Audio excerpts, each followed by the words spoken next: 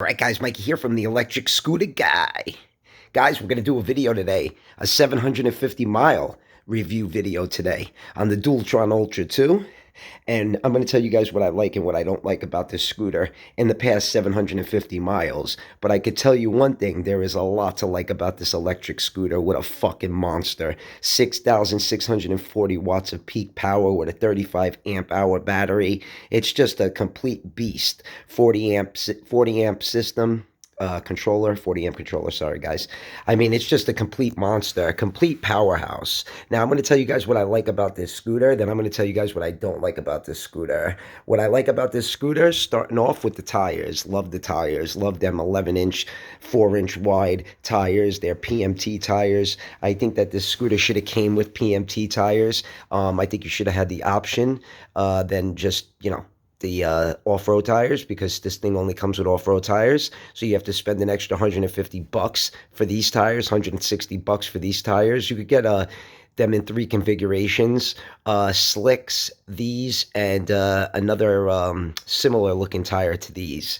So I love the tires. The tires are fucking awesome on this scooter. I also love the suspension. Great suspension. I love the swing arm suspension a little bit more than my Kabu Wolf Warrior. That's just got a suspension that goes straight up and down in the front, that motorcycle suspension.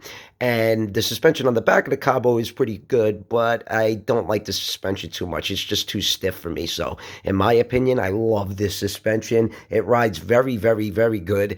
And I'm only 140 pounds, so you got to figure 140 pounds, tightest suspension that DUALTRON makes. So yeah, I should have this suspension for years to come.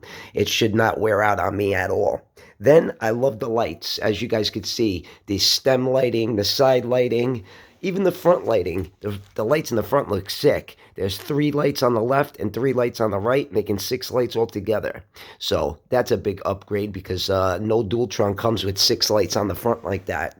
Then I would say I love the kick plate. I love the kick plate. I love the way it looks. It's very aerodynamic looking. A lot of people don't like it. It's got the heat sink on the back. People say that it looks ugly. I kind of like the look. I think the look looks really good, actually. Like I said, very aerodynamic. Even though the toe handles here, you could still put your foot on there. So that's great. I think the kick plate's awesome. The handle grips are nice and thick, not like the Kabu. The Kabu has very, very skinny handle grips. So the handle grips are great.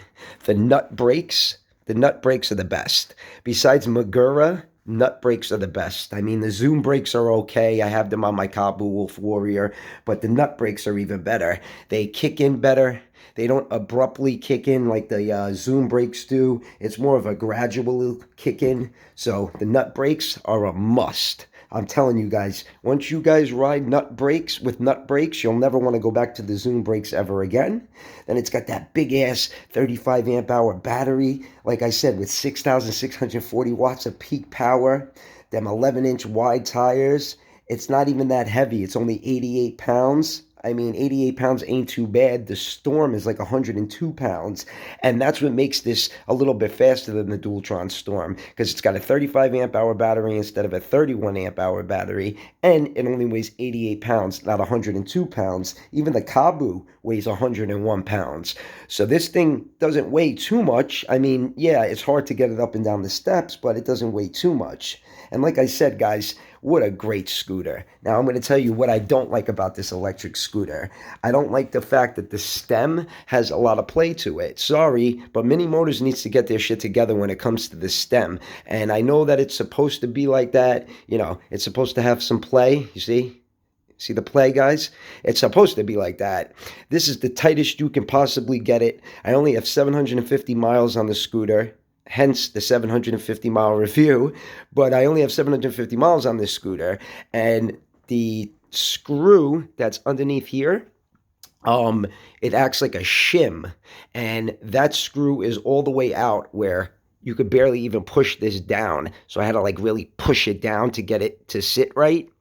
And it's tight as fuck, but it's still got play. And that's the one thing that I don't like about DUALTRONs. They have a lot of play to the stem. My Kabu is rock solid. My Kabu has no play whatsoever. So, I mean, you don't feel it when you're riding, but still, it's there. I know it's there, and it's annoying. So, That I wish that Dualtron in the future would maybe tighten up the stem a little bit. Plus, the stem also is too close. The stem is angled a little too close to your body. So when you're taking off, and guys, don't mind my room, it's a mess. When you're taking off and you lean forward, I don't know, the bars kind of like go up into your stomach a little bit. So I don't really like that too much. That could have been a little bit of a better design in my opinion. It should have came with the double clamping system because it only came with the single clamping system. I had to put the double clamping system on there. It's a BMT K-wheel, which is one of the best you can get. Double clamping system. I don't know why it came with a single clamping system. A 60 mile an hour scooter with a single clamping system is retarded. And it should have came with a steering damper. I'm sorry, any scooter that goes over 60 miles an hour, I'm sorry, 60 miles an hour, 40 miles an hour should have a steering damper in my opinion. I'm sorry, this thing was super sketchy. Watch Ginger on Wheels video that he did on the Storm, because like I said, these scooters are all the same. Oh my God, so sketchy at high speeds, and especially when you're going to slow down. So should have came with a steering damper. The lettering on the swing arms. Mostly every Dualtron, in the swing arms, it says Dualtron Ultra or Dualtron whatever, and it says Dualtron in silver. So I wish it had the lettering in silver on the swing arms. The deck could have been a little bit thicker, and it could have been rubber, because the rubber deck just makes it look a little bit better. It just makes it look a little more 21st century. I love the rubber deck, and it's very easy to clean.